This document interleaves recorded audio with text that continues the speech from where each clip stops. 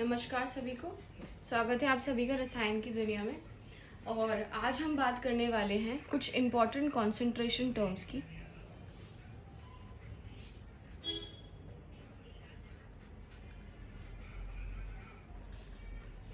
सो concentration terms basically हमें ये indicate करते हैं कि एक सल्यूट के पास कितना परसेंटेज वो कैरी करता है एक पर्टिकुलर सोल्यूशन को बनाने में, यानी कि एक सोल्यूशन के अंदर जो सॉल्यूट है वो कितने अमाउंट में, कितने मात्रा में प्रेजेंट है, उसको हम इंडिकेट करते हैं कॉन्सेंट्रेशन टर्म्स के ज़रिए। सो हमारे पास हमारे सिलेबस में कुछ 7 प्रकार की कॉन्सेंट्रेशन टर्म्स हैं। पहली है हमारे पास परसेंटेज, दूसरी है हमारे पास molarity which is very important, तीसरी है हमारे पास मोलैलिटी, फिर है हमारे पास मोल फ्रैक्शन,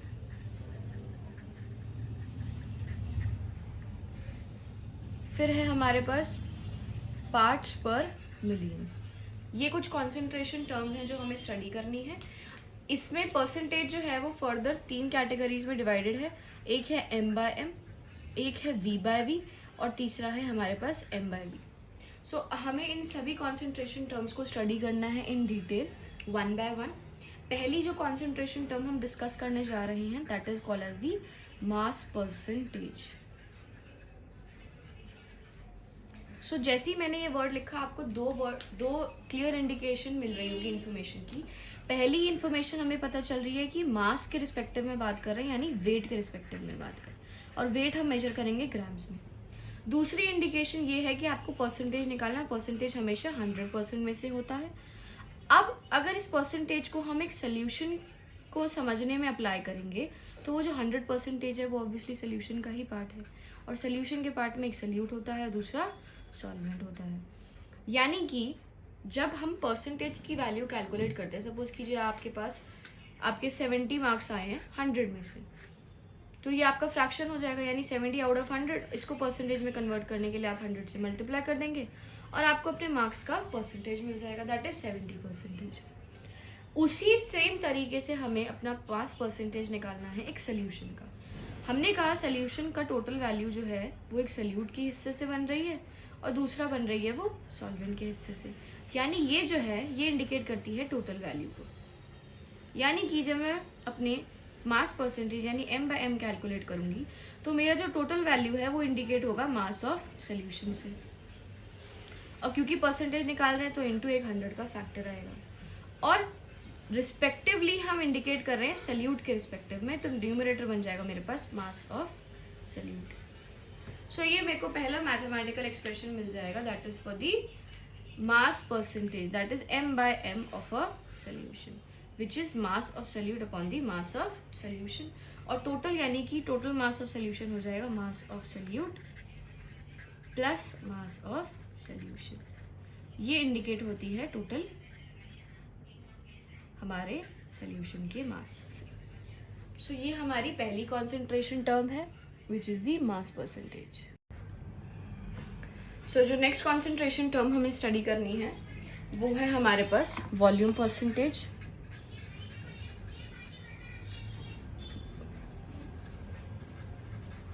सो जैसे हमने मास परसेंटेज के लिए फॉर्मूला डिराइव किया था उसी तरीके से हम वॉल्यूम परसेंटेज के लिए भी कैलकुलेट कर लेंगे। अब वॉल्यूम के रिस्पेक्टिव में हम बात कर रहे हैं तो हमारे पास न्यूमरेटर जो है वो हो जाएगा वॉल्यूम ऑफ सल्यूट, और डिनोमिनेटर हमारे पास बन जाएगा वॉल्यूम ऑफ सल्यूशन, यानी द टोटल वॉल्यूम, और क्योंकि परसेंटेज है तो एक फैक्टर आ जाएगा 100 का। वॉल्यूम परसेंटेज को हम v/v से इंडिकेट करते हैं, डू रिमेंबर दिस। नेक्स्ट हमारे पास जो कॉन्सेंट्रेशन टर्म है उसको हम कहते हैं मास बाय वॉल्यूम परसेंटेज।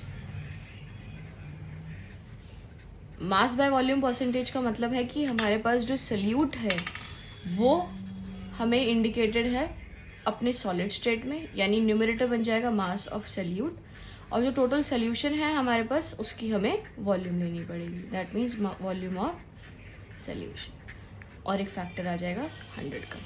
यानी कि जब हम m/v को रिप्रेजेंट कर रहे हैं तो जो v है यानी जो डिनोमिनेटर है वो हमेशा सल्यूशन है, तो वो उसकी फिजिकल स्टेट को भी रिप्रेजेंट कर देगा कि सोल्यूशन जो है वो कौन सी फिजिकल स्टेट में प्रेजेंट होगा। जो नेक्स्ट कॉन्सेंट्रेशन टर्म हमारे पास है दैट इज मोलैरिटी। मोलैरिटी हमने अपनी प्रीवियस क्लासेस में भी पढ़ा हुआ है। मोलैरिटी को हम कैपिटल M से इंडिकेट करते हैं और मोलैरिटी जो है वो हमें ये बताता है कि आपने सल्यूट के कितने नंबर ऑफ मोल्स डाले हैं 1 लीटर के सल्यूट, यानी पर लीटर सोल्यूशन के अंदर कितने number of moles of salute है, ये इंडिकेट किया जाता है मोलैरिटी वाली कॉन्सेंट्रेशन टर्म से।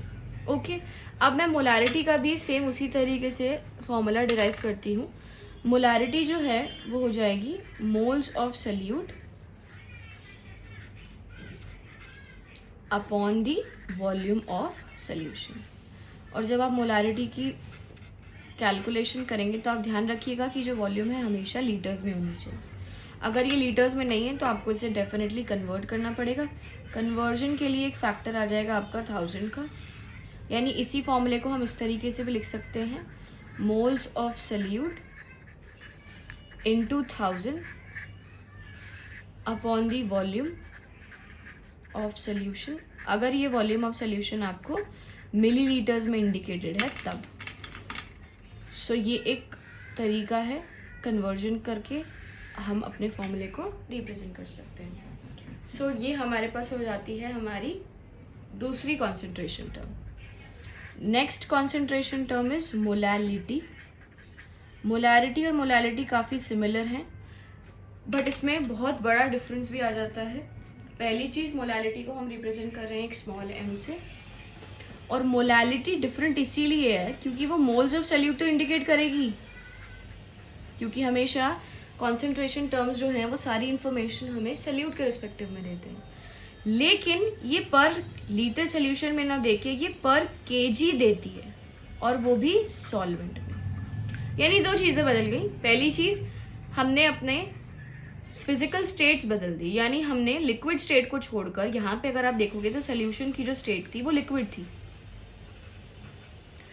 लेकिन अगर हम यहाँ पे बात करें तो हम यहाँ पे बात कर रहे हैं सॉलिड स्टेट की, और सॉलिड स्टेट की भी हम सोल्यूशन की बात नहीं कर रहे हैं, हम बात कर रहे हैं अपने सॉल्वेंट की। ये मेजर डिफरेंस होता है हमारा मोलैरिटी और मोलैलिटी में। Molarity gives you with respective to a solution, whereas molality gives you with respective to a solvent. तो इसको हम स्मॉल m से इंडिकेट करेंगे और ये हो जाएगा moles of salute upon the mass of solvent. And do remember, solvent का मास केजी में होना चाहिए। अगर वो केजी में नहीं है तो उसके लिए कन्वर्जन फैक्टर आ जाएगा 1000 का इन द न्यूमरेटर। सो ये हो जाता है हमारे पास molality. And for your information, अगर आपको मोल्स का फॉर्मूला नहीं पता है तो मोल्स होता है हमारे पास mass, that is the given mass upon the molar मास।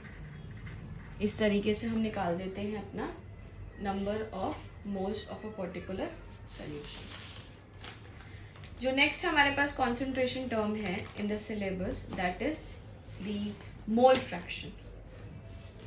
यानी नेक्स्ट कॉन्सेंट्रेशन टर्म की तरफ चलते हैं और वो है हमारे पास मोल फ्रैक्शन।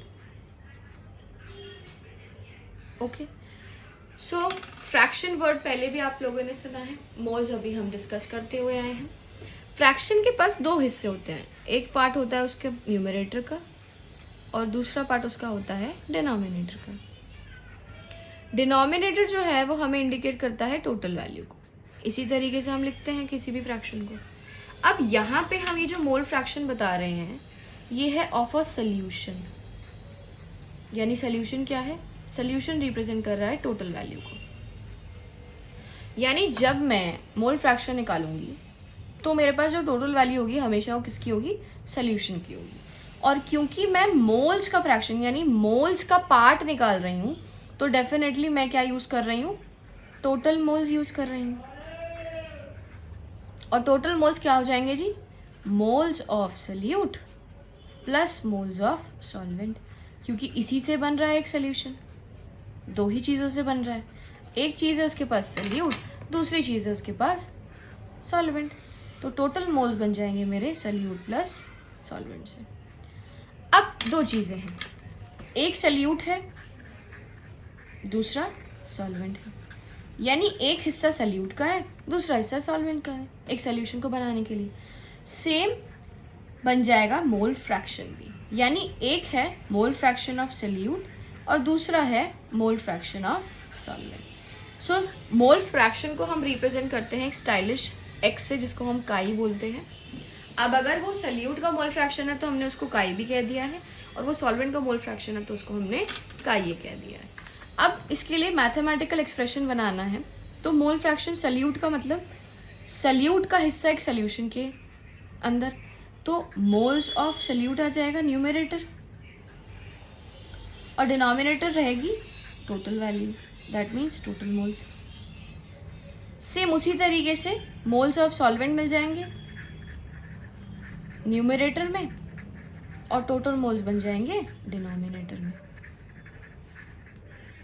सो हमने दो एक्सप्रेशंस निकाल दिए, एक निकाल दिए काई के लिए जो कि मोल फ्रैक्शन ऑफ सॉल्वेंट है, और दूसरा हमने निकाल दिया है काई बी के लिए जो कि मोल फ्रैक्शन ऑफ सल्यूट है। This is the mole fraction of solute and this is the mole fraction of solvent.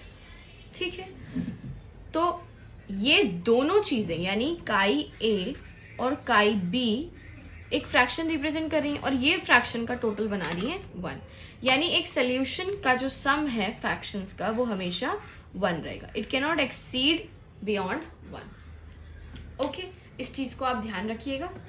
तो डेफिनेटली अगर आपने मोल्स के रिस्पेक्टिव में सल्यूट का मोल्स फ्रैक्शन निकाल दिया है, तो आप obviously if you have the value of काई ए, लेट अस सपोज वो आपके पास 0.5 है, तो आप ऑब्वियसली काई बी की वैल्यू निकाल सकते हैं 1 minus 0.5 and you will get 0.5। सो इस तरीके से हमारे पास अपनी दूसरी कॉन्सेंट्रेशन टर्म भी कवर अप हो जाती है, which is the mole fraction. Okay, जो नेक्स्ट हमारे पास और जो लास्ट कॉन्सेंट्रेशन टर्म है, that is a very interesting and very important concentration term, that is ppm। So let us first understand what is ppm. So ppm is nothing, it is parts per million. This is how we represent this ppm term. और इस particular concentration term को हम तब use करते हैं जब amount of solute बहुत कम होता है, जब सल्यूट हमने सोल्यूशन को प्रिपेयर करने के लिए बहुत ही कम अमाउंट में, इसको मोर प्रिसाइजली हम केमिस्ट्री की लैंग्वेज में बोलते हैं ट्रेस अमाउंट में, जब सल्यूट प्रेजेंट होता है, सल्यूट इन ट्रेस अमाउंट, तब हम यूज़ करते हैं अपने ppm कॉन्सेंट्रेशन टर्म को। ठीक है, डेफिनेटली हम इसके अंदर मैथमेटिकल एक्सप्रेशन डिराइव करेंगे। इसमें हम ऑब्वियसली यूज़ कर रहे हैं मास ऑफ सल्यूट, क्योंकि उसी का टर्म के रिस्पेक्टिव में हम सब चल रहे हैं। नीचे डेफिनेटली होगा मास ऑफ सल्यूशन, लेकिन क्योंकि हम बता रहे हैं कि ये जो परसेंटेज है ये पर मिलियन यानी 1 मिलियन का कितना हिस्सा बना रही है, तो यहाँ पे एक डिटरमाइनिंग फैक्टर जो आ जाता है वो 10⁻⁶ आता है, जो कि रिप्रेजेंट करता है डेफिनेटली हमारे 1 मिलियन की वैल्यू। सो इतना डिफरेंस आ जाता है इसका बाकी सारी कॉन्सेंट्रेशन टर्म से। अगर आप अभी पीछे की तरफ देखेंगे अपने वीडियो में, तो आपको दिखेगा कि हमने जो मास परसेंटेज और जो वॉल्यूम परसेंटेजेस निकाले हैं उसमें हमने एक फैक्टर लिया था 100 का, क्योंकि हम परसेंटेज बता रहे थे, परसेंटेज हमेशा 100 में से होती है। यहाँ पे जो हम कर रहे हैं हम मिलियन में बता रहे हैं कि 1 मिलियन में कितना हमने सल्यूट ऐड किया है, तो हमने सल्यूट का फ्रैक्शन निकाल दिया और उसको 1 मिलियन वैल्यू से मल्टीप्लाई कर दिया। So this is the concentration term, that is parts per million, which is used when you have the particular solute in very lesser amount। ठीक है, तो सपोज कीजिए आपको न्यूमेरिकल में मिलता है 6 ppm सल्यूट है, या एक सोल्यूशन है 6 ppm अमाउंट ऑफ सल्यूट। तो इस 6 ppm सल्यूट का मतलब भी यही है कि आपके पास 6 ग्राम्स ऑफ सल्यूट है इन 10⁻⁶ amount of solution. This is what this particular information indicates कि 1 मिलियन के सोल्यूशन में आपका कितना सल्यूट जो है वो एडेड है। सो आई होप आप सभी को सारी की सारी कॉन्सेंट्रेशन टर्म्स समझ आ गई हों। सो हमने अपनी आज की वीडियो में 7 कॉन्सेंट्रेशन टर्म्स कवर की हैं, जिसमें पहली थी percentages, mass by mass, volume by volume, mass by volume. Then we had talked about the molarity, molality, mole fraction, and the last one, which was the ppm. I hope you liked the video. Thank you. Do like, share, and subscribe to the YouTube channel.